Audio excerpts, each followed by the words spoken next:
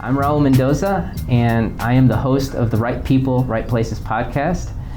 I have the absolute pleasure of having Matthew Powell on the show today. And Matthew, it's so exciting to have you here. Thanks for having me, Raul. Yes. And yeah, Matthew is a fourth generation leader of Century Companies, Century Fence. And I thought, just for you, it would be wonderful to have him speak about generational thinking. And it's so countercultural to think that way in a time and age where things are moving at lightning speeds, right? And to think about generational thinking and thinking, not just trying to scale at lightning speeds, but actually thinking about building a business that outlasts you and that you can actually pass on to the next generation. And that kind of thinking is so needed in these times, and for that, I thought, what better person to have on the show than Matt? So, well, thank you, Raul. I'm very passionate about being timeless rather than timely, and unlocking the superpower of compounding is something that isn't talked about enough. Yes. And are you building something that's worth passing on? Absolutely. So many businesses are financial instruments, and there are people inside these organizations that deserve more than that. I love that. And yeah, let's get into it. So let's talk about your story. How did you come into this position of leadership? Obviously, you're fourth generation. Yeah. So tell us about even the process, your story, how you got here. These things aren't without challenge, I'm sure, and would love to kind of hear your story and have our audience kind of benefit from your journey. Absolutely. So I am fourth generation at Century Companies. I never had any interest in joining the family business. So when I grew up in Virginia, which Century Companies is based in Wisconsin, my mom married a doctor, which took us out to the East Coast. Okay. After college, I got into investment banking. I wanted to make my name on Wall Street. I wanted to go the fast pace. I wanted to graduate or retire early and have autonomy by mid-40s. I had that ambitious goal. And within a couple months of doing investment banking, I started to appreciate the game that was being played in the song and the dance of doing more with less. And it wasn't resonating for me, and I didn't see that as my life's work. So it made me become more introspective and decide where do I want to spend my time, because I'm spending 60 to 90 hours a week at work, and where should that be? And I feel very blessed that there was a family business in the background that I called my grandfather and asked, could I come join the family business? And he said, I've been waiting for this phone call. Amazing. So he said, get married and come on up. So I married my high school sweetheart. We got in the U-Haul and we moved up to Milwaukee, Wisconsin, planted roots. And when I joined the family business, we were on typewriters and dot matrix printers. And I didn't quite understand what I was getting myself into, being in a family business. But I knew that there were opportunity to plant seeds and to see fruit grow. And it's been a wonderful journey that I look forward to sharing more about what I've learned. And I've become obsessed and focused on building for centuries, building for the long term, because I think if you're building for the long term, you're becoming the best version of yourself.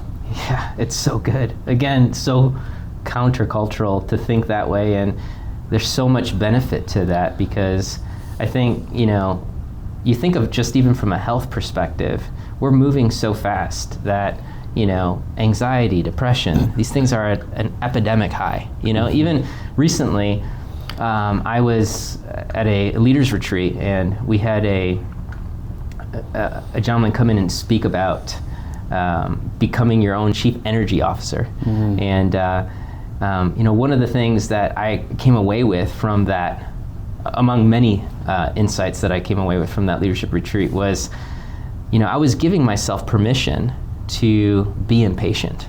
And that was in the survival category when it came to energy, and being able to build and keep just stay healthy from an energy and emotional energy perspective.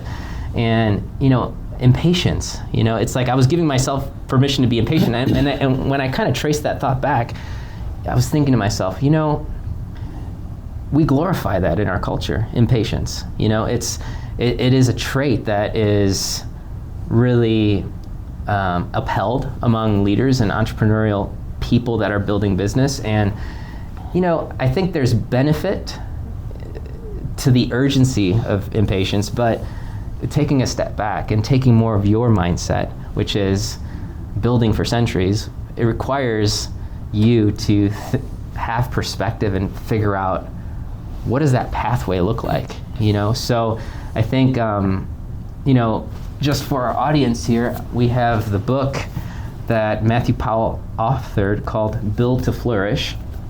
And it's leading family business into the next generation.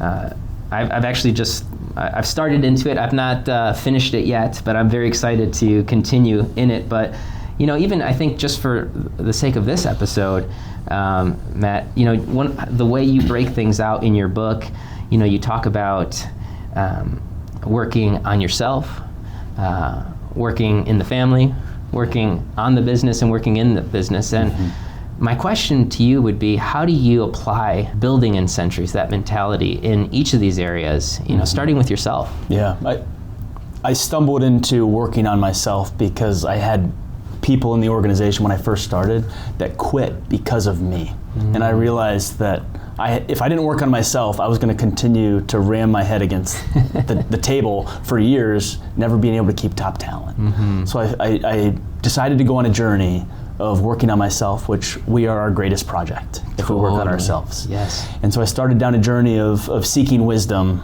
and I have a long way to go, but it's starting that journey of optimizing for wisdom. And Charlie Munger said it best, that wisdom is prevention. And so avoiding those pitfalls is the start of the journey, and that's been my experience thus far.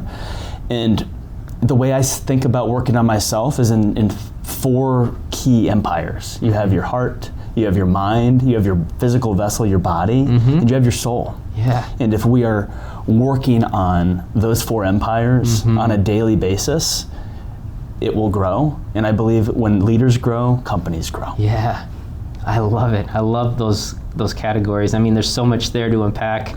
And for that, I would direct you to purchasing this book. I'll provide a link in the comments.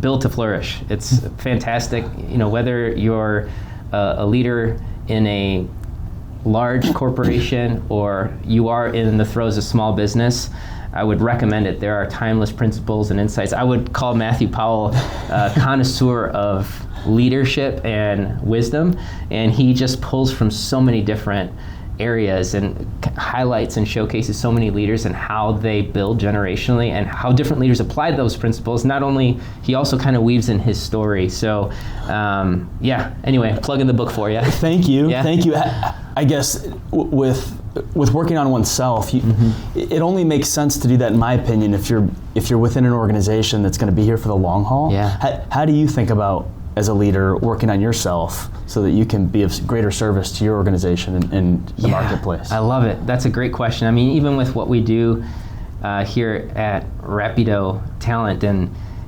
again, our business in a lot of ways, it's a humbling thing to think about, but who you are, good or bad, will show up in the business, right? Which is a very humbling idea. And to me, that kind of allows me to it sobers me, and it allows me to kind of take a step back, or kind of pushes me to take a step back to consider, okay, what are the things that, who am I? Answering that question, who am I, and what's important to me, and asking, and, for me, first and foremost, I'm a father and a husband. And, that was really kind of the impetus for starting my business and providing for my family, I think coming to terms with who you are and what your values are is absolutely key. And I think that's why family business is so hard, is because it brings to the forefront Sunday into Monday, and you have to be a father, you have to be a son, you have to be a grandfather, whatever it might be in the business, and it just brings to light the integration of life, and maybe that's not comfortable for everyone, and integrating is just at the forefront for a family business to transcend generations. Yes, I love that. It's interesting that you say that too, because, there's, again, I said it earlier, there's so much about this way of thinking that kind of flies in the face of culture because we are moving so fast with AI. When it comes to family, it's interesting because most corporations would say, or most companies would say, business isn't family.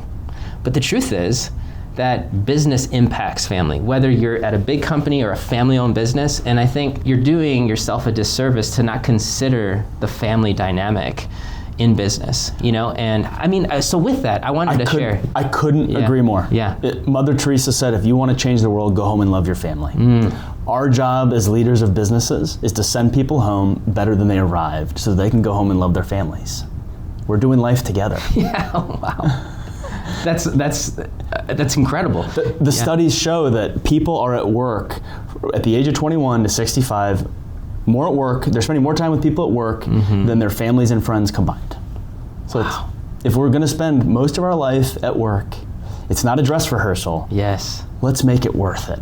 Totally. So let's talk. I mean, you talked about working on yourself and the importance of that, and we've kind of shared some dialogue about that. Now working in the family, we've kind of segued into that. So how does that, I guess when I think about it, I'd love to hear from you about how you build that kind of culture where you can still hold people accountable and, build business, profitable business, but then still really, at the heart of it, value and celebrate family. How do you do that? Yeah, so family business often gets a bad rap because it's status quo, you're avoiding conflict.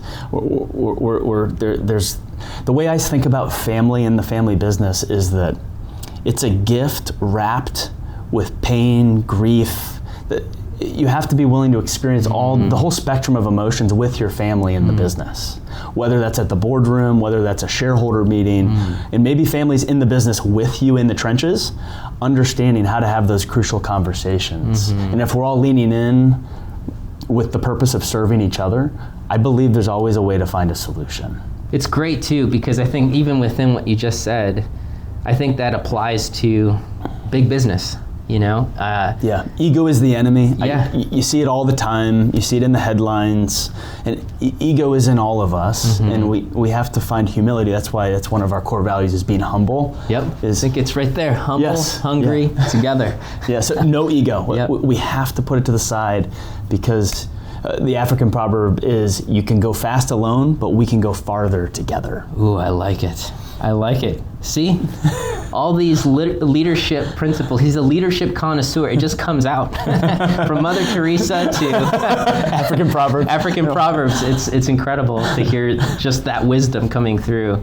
And it's so beautifully stated. I think, if ever for me personally, families become the fuel for building business. Just imagine if you build your organization in such a way that it's worth passing on, that your kids want to come join your business. That's my goal, my hope is my kids want to be a part of this one day. And if they don't, that's great, and I'll wait for the next generation. Yes. So that's what my grandfather did for me. It's amazing. But it's just, can we build something that the next generation wants to be a part of? I think that's a worthy endeavor.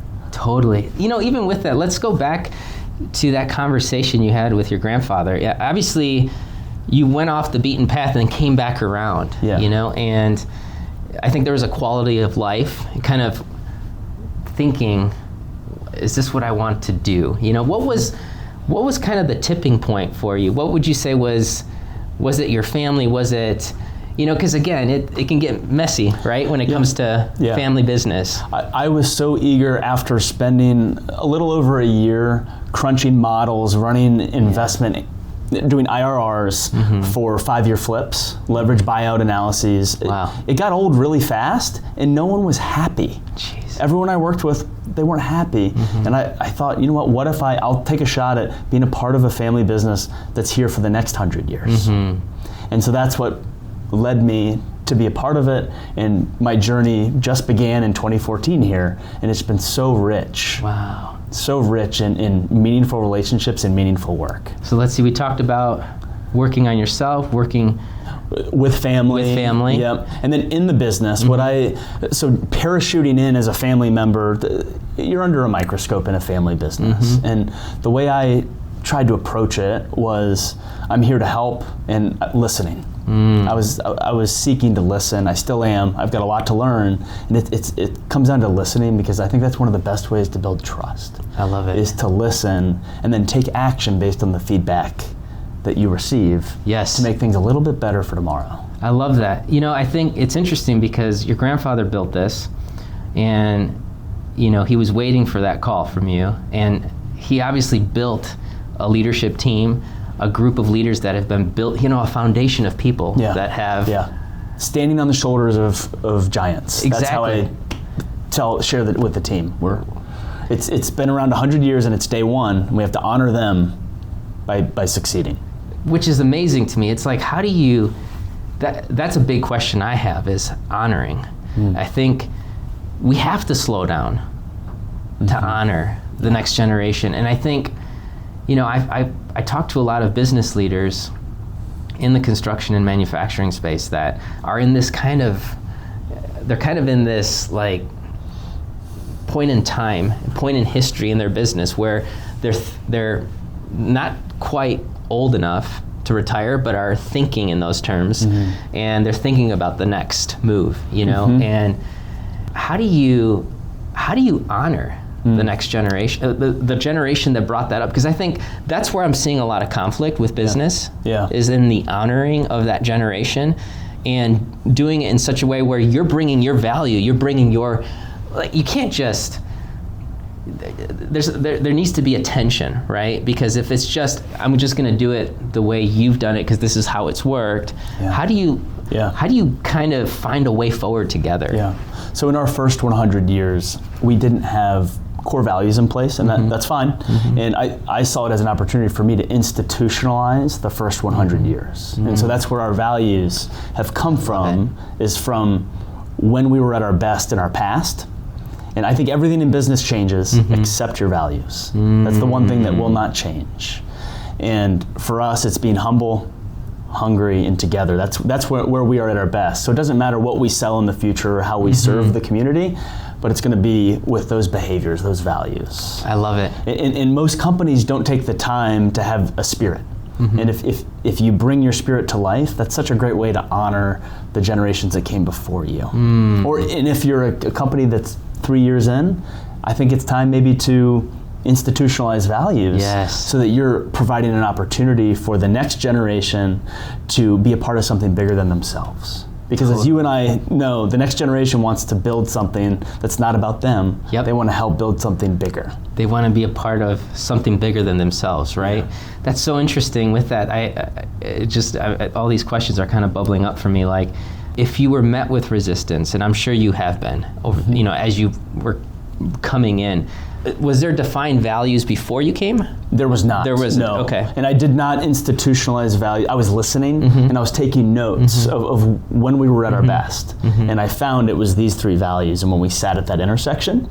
So, and I didn't institutionalize until I was promoted to president. Okay. So how long was that? So that was 7 years. 7 years. 7 years of listening, taking notes, reading, thinking, talking to the team about it, building the trust, and then putting pen to paper and talking about it with the team. And then, wow, that's amazing. I mean, that, even the fact that you took 7 years to really understand, and I mean, you said it earlier, listening is key. You know, if you can't slow down enough to listen to the heart of leaders and people that have invested their time and life into this business, then and just rushing ahead to what you think is next, that's where you can really miss the boat, right? But the fact that you were able to slow down, because in my mind I'm thinking, geez, I would want to know those values pretty quickly, because I want, in conversations, I want to be able to reference those values. So how did you, I guess, yeah, I mean, over that period of time, how did you kind of navigate those waters without having kind of that barometer? It was really hard to not operate with a rudder, because I believe values are the rudder of the organization. But I wasn't in a position yet, and I didn't have enough trust to institutionalize values. It wasn't the right time, and I wanted to do it when it was the right time. And I knew that I had time on my side. So it was, I waited for my moment and was constantly building trust along the way, and maybe planting seeds of, yeah, we really need values here, don't we? And creating that tension and that demand. Wow. So that we can lean on the bedrock for the next 100 years. Totally. Yeah. And now that becomes kind of the cornerstone of conversations, right? When it comes to this next element, which is, that was working on the business, right? Yeah. So now it's working in the business, you know? So that has to do with accountability and getting things done. Tell us about that. Yeah, in working in the business, we're social creatures. We need that sense of belonging. And if a company is just focused on artificial timelines of 5 years or quarterly targets, that misses the whole point. Because we want that sense of belonging. We want to do life together. And we need that. Yes. So it's creating the architecture within the organization that allows for that sense of belonging. And we do that in all sorts of ways here at Century now. We do a monthly town hall. We are constantly coming back to our values. We do social gatherings. We are putting KPIs in place so people understand what is good work. Right. We talk about at Century. We love the Three Little Piggies story at my house. So we talk about, I bring the Three Little Piggies story. Do we want to build with straw, stick, or brick? And we're building with brick. Yes. Because we want to transcend decades. We want to compound. So we are putting in place for our team how to lay brick and how to lay that brick straight so that we're laying a good foundation that's worth passing on. I love it. And that starts with your leaders, right? I mean, there's only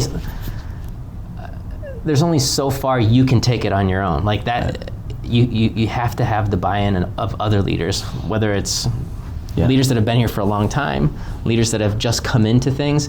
I guess just to ask, what would you say is the makeup now of, since you said 2014. Yeah. Have you had a lot of succession within Century? And Yeah, we've had quite a few roles of succession as the generational shift from boomers to the next generation. And it comes down to planning and trust. And when trust goes up, speed goes up and costs go down. So if trust goes down, speed goes down and costs go up, which is not what you want to do in business. So with all the succession journeys we've been on, it's around building trust with the person who comes next and the person that's outgoing. And I have gone through many succession journeys, from an ownership succession to an operational succession to a board succession.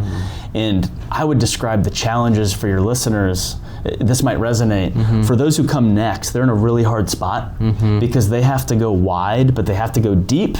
They have to look forward, but they also have to look backwards. Right. And those are really challenging, and they have to lead, but they also have to follow. So it's those three dynamics that I think for a leader that's outgoing to appreciate that it's hard to be second in command. It's hard to get ready while keeping the relations rock solid. Yeah. Oh, and both sides leaning in to that trouble and that challenge. Totally.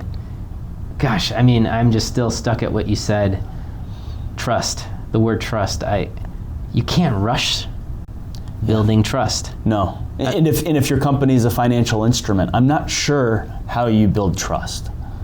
Right. And I think that is just, I mean, that's kind of hitting me right now, what you're saying about building trust, because it doesn't matter how good of an idea you have, how great of a business you have, how great the people are and how talented they are. If there isn't trust, at the end of the day, it's not going to go anywhere. The A players are going to go work for the company that has trust. Right. Yeah. So it's, I'm just kind of having a wow moment here just thinking about that, because that would stop us. If we really think about that stops us in our tracks. If you think about what business is at its fundamental form, it's people that trust each other, that lean on each other, that challenge one another. You can't challenge each other well if you don't trust each other. You can't cast vision if you don't trust each other. You can't move forward together if you can't trust. So how do you? So it sounds like through town halls, through what other ways do you build trust within the culture? Yeah, another way that we do it at Century, so we have our leadership teams for each company within Century companies. So we have 3 companies, Century Fence, Century Traffic, and Century Security. And within the leadership teams, there's a clear purpose of why we are sitting at the table as leaders of that company. And most companies don't define that. And for us, we have defined that, and we write that down in our weekly meetings of what's our purpose? Why are we sitting at this table? And then what defines success? And so if we are not achieving our purpose objectively, then we know that this leadership team is not a success. Where most companies might just get together and have their meetings. Right. And I think one of the challenges that I'm seeing is mediocrity is invisible. So if you don't put everything on the table and you understand how you're going to move forward, you're not going to be able to benchmark and know that you're moving forward. And before you know it, 5 years pass and you haven't made as much progress as you could have. Yes. Wow. There's so much within that. Like I think about... How do you structure your leadership meetings? Totally. I think, we have weekly meetings with my leadership team at Rapido, and typically what we do is that whole issue of personal. How was your weekend? Figuring out like what's going on with your family. We have a regular flow of knowing and talking about what's happening at home and what's, the good, the bad, the ups and the downs. And then we flow into business, typically. But it starts from that place of sharing. And then of just transparently sharing about, and that starts with me as the leader of the organization. Like I need to be able to, I'm the initiator. You set the tone. I set the tone. So if I'm not being transparent, if I'm not being vulnerable with the team, I can't expect that level of vulnerability. So again, I think it goes back to what you said about leaving the ego at the door. You have to, as a leader, there's no way, especially with the upcoming culture, there's no way that they can see through BS. Authenticity, it's got to be real. It's got to be real. I've got to feel it as well. And if you're not talking about those, if you're not in touch with your values, and if you're not actually being transparent about the good, the bad, and the ugly in your own life, then you're not going to have the attention. So that's even a tricky thing, because I think, nowadays there's the whole issue of oversharing. You got social media, you got, Facebook. I mean, as someone that's in recruiting, I could look up a candidate not only on LinkedIn to see what their history looks like and what they've done and what type of content they post. I can go on their Facebook. I can see what they do in their personal life. So I think there's wisdom within that, going back to an earlier point. And I find that challenging for myself. It's trying to figure out, okay, what is the balance of sharing enough and what's sharing too much look like, Is sharing enough where it's uncomfortably good, but not putting yourself at risk. Right. Yeah. How do you do that? I lean towards more vulnerability like you okay. do. I certainly haven't, I don't know if I've struck the balance, but I'm constantly experimenting and leaning in. Totally. I've had moments where there are tears at the table, and I'm okay with that because I'm bringing my whole self to the organization, just like I do at home. I love it. You kind of have to, and I think I would tend to be more that way. It's kind of like, okay, if you didn't like hearing that, is that... Tell me, just tell me, and we don't have to talk about it. I guess. I was just watching the Pacers Oklahoma City NBA Finals game, and I was reflecting on why am I so drawn to this? And what I came to the conclusion was, I'm so drawn to this because they are all leaving everything on the table. There's tears, there's joy, they're fully expressing themselves. I love it. And I think that's what we want to do at work. We don't want to separate it if we're really being honest with ourselves. At least that's how I feel about it. Yes, I think you're absolutely right. Like those are things, even going back to the question that you shot my way about, how I do that with my team. I mean, I tell them if there's frustrations that I have about different challenges we're having within the business, and I talk about those things. And the thing is, we don't have all the answers. I think there can be that idea within, as the CEO, as the visionary leader for your company, you have to have the answers for the way forward. But the truth is, we don't. Yeah. And we have to lean into history. We have to lean into tenured leaders and new leaders who have new ideas. And it's so true. Yeah. You think of Steve Jobs, he had Steve Wozniak. You think of Warren Buffett, he had Charlie Munger, one of the best business leaders ever. There's always people in the background. There's always people that are there to bring a vision to life. And I think for a visionary to be okay asking for help, I think that's a superpower. Totally. I'm with you. And maybe, after having this conversation, I think I actually feel encouraged in my level of vulnerability with my organization and team. So, and I hope you do too. But let's go to this next section. I think we were talking about working in the business, and now working on the business. How would you define those two, working in the business and on the business?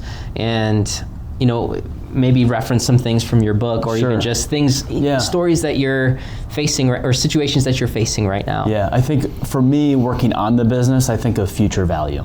So working in it is current value, current operations, it's today. Working on it is for tomorrow, and for maybe 3 years, 5 years from now. So I think I'm always trying to make sure that I'm being very clear in where we're going. And by working on it, it could be working on a new role, it could be taking teammates out to lunch just to really understand how they're feeling, what are some insights they have, because all the answers are at the front line. All the answers for any solution for the business, I believe, is on the front line. So taking people out to lunch, coffee, whatever it might be, that's my way of working on the business, and then take that and then try to get to a quiet place on a weekly basis to think through what's next. Right. On a weekly basis, that's incredible. I try. It's not always, but I try. That's the key word. Totally. It's true. We need that. Our job is to think. Yes. If you are stewarding an organization, our job is to make decisions. And ideally, we're not making too many decisions. We're making the most important, irreversible, strategic decisions. But that takes time to build incredible teams that can handle the day-to-day decisions. So that when we go work on the business, we have the space and the stillness to seek truth. Totally. Gosh, there's so much there. I know that for me, that's I think that's an ongoing challenge for leaders that are. It's a gravitational pull to be in the business. I'm not suggesting by any means that I've figured it out or I've solved it, but that's where I'm seeking to go in my journey of you have to fight for it. I mean, I guess even as you're saying that, I'm thinking about it, I'm going back to family. It's kind of like in the same ways that you fight for your marriage and you fight for your family and you fight for that time. You make it a priority, and whatever that is for you, like whether it's blocking your calendar, whether that's having an accountability partner, whether it is, making sure that you do this on a quarterly basis. Even I just think for my wife and I, we're actually getting ready to go. Once a quarter, we like to get away, and we do like a 2-day getaway, and once a quarter, that's fantastic. Yeah, once a quarter. We want to do a date night, but right now in the thick of where we are with an 8-year-old, a 6-year-old, a 4-year-old, and a 1-year-old, and one on the way, it's like, having those 2 days and being able to call my mom up and just say, hey, can you come over here and just stay with the kids and we can get away, and it's and just for a couple days, and it's local usually, and but we catch up, but I kind of look at that, and that's a time of kind of reconnection and re-envisioning about, okay, what's our marriage about? What's our family about? Where are we going? What's working? What's not working? And I think it's the same with our business, having, as a leader, being able to step away. Yeah. So you say you do that on a weekly basis. What does that look like in terms of how you endeavor to do that? Yeah, so the reason I try to do that, someone asked me one time, what are you optimizing for? And I looked at my calendar, and it didn't give me a pretty picture of what I'm optimizing for. Optimizing for chaos. And so what I want the answer to be is I'm optimizing for wisdom and relationships.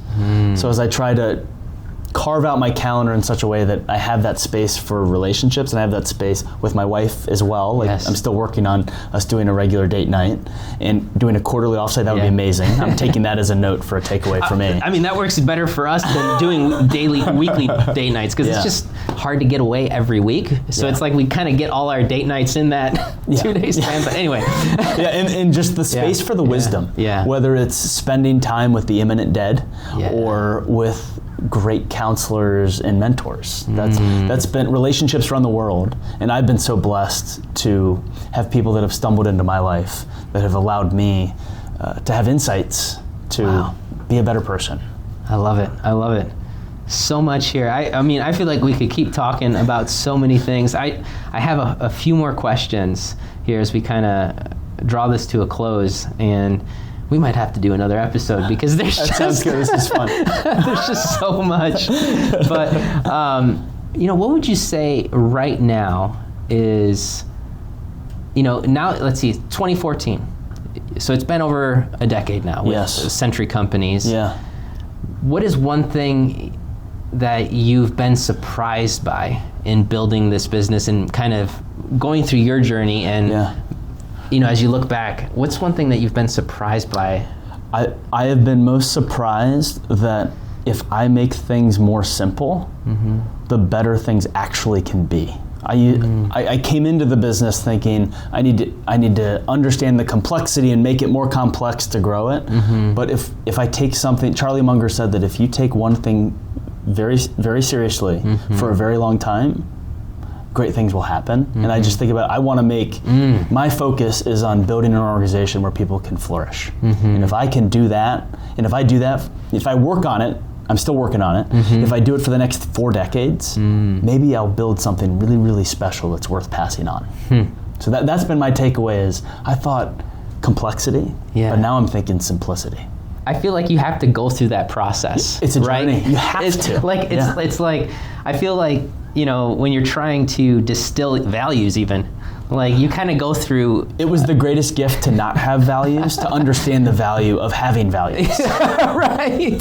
You kind of have to go through the pain to get the gain, in that sense. And I think to get to that place of less is more, it's just like you have to go through the more to get to the less, and there's just no way about it, It's like, unfortunately and fortunately, if you have eyes and ears to see it, you learn wisdom through the pain of experience, but you can also learn it from, like you said, mentorship and leaders, and having a heart that says, I want to learn from others that have gone before me and have succeeded, like a Munger, So I love that. So I love that answer, and I think that's a fantastic.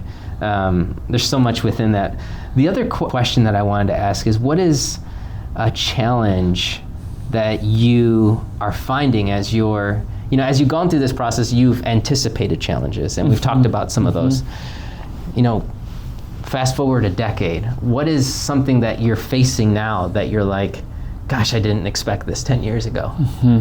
I would say it's the pressure on my time. I didn't appreciate, we talked about it a little bit earlier, just once you're in a leadership role, there's a lot of different things that are pulling for your attention, and making sure that I'm prioritizing things appropriately so that I'm integrating family, integrating the business, and integrating community, because I believe as leaders, we need to be regenerative in our communities. Yes. And so just balancing all the stakeholders in the business. I'm still working on that, figuring that out. But that's definitely, when I first started, I didn't have any friends in Wisconsin. I could come to work, I didn't have a business card, I didn't even have a title when I started. So it was like I was invisible, and I had a lot of stillness. But now I need to be much more intentional in that stillness. Sure. In balancing all the different ways that your focus can be pulled. And if we're not focused, distraction is our greatest enemy, I believe. Absolutely. Yeah. And that begs one more question here. Yeah. How do you center yourself when there is just so much? I don't know if there's something specifically, an activity, a book, a conversation that you have with a friend, what is it for you that is a tried true form of bringing you back, centering you so that you can see things from the right perspective? I have I call it a Miracle Morning, a book by Hal Elrod, Miracle Morning. It's been life-changing for me. And I don't do it every morning, but I try to do it on every morning. And it has a couple things. It's silent, so I do a little bit of meditation. Affirmation, so I have an affirmation that I read every single morning of who I want to be when I grow up. And then it's visualization, then I write down what I'm going to be doing for the next couple of years. And then it's exercise, and then it is scribing, journaling. Wow. So that's my morning routine. It could be an hour, hour and a half. That's a perfect morning. Totally. I expedite it oftentimes where it's like a 15 to 20 minute. Sure. But I try to check all those boxes. I love that. Because that gets back to the beginning of our conversation of your 4 empires. Yes. Like, are we getting better? Right. Within our heart, within our mind, within our soul, and within our body. Yeah, I think what I'm taking away from what you just said is even just the idea of taking a pen to pad and just writing things down. There's something about that just... It's therapy. It just slows you. You have to slow down. You can't type it fast. I think there's just something about that. For me, that's what I'm taking away from this. It's actually... I've got so many. I'm a serial journal starter, but not a serial journal. I don't know that I have a finished journal. I've got probably 2 or 3 that I've started, but now I'm hearing this. I'm like, you know what? I think it's time to pick up one of those journals and try that again. I love it. Fantastic. Well, so much here. I guess in wrapping things up, I just want to plug the book again to our audience here, Build to Flourish, here by Matthew Powell. Again, I'll provide the link in the comments for you to go ahead and check the book out. You can buy it as an audiobook. You can buy it as a hardcover, or I've got the soft cover here. I think it's on Kindle as well. I saw on Amazon. So such a great book, filled with lots of wisdom and experiences all weaved together. I know that as I've started into it, I've learned so much. I would definitely encourage you to check it out. And also, again, I plugged it earlier, but if you want to continue to receive wisdom on what it means to build in centuries, I would go ahead and subscribe to Matthew Powell's weekly note, where he shares just his meditations on different things that he's read on leadership and culture and company and business. It's a fantastic thing. It's very digestible. I find I enjoy seeing it come into my inbox on a Monday. Thank you. And just taking it in. It's just a few minutes of inspiration, and so I would definitely encourage you. I'll provide that link in the comments as well. And it's been such a pleasure to have you. Thank you for having Matthew. me, Raul. And I don't think this will be the last time. I look forward to the next one. Fantastic. All right. Great. Thank you. Good to see you.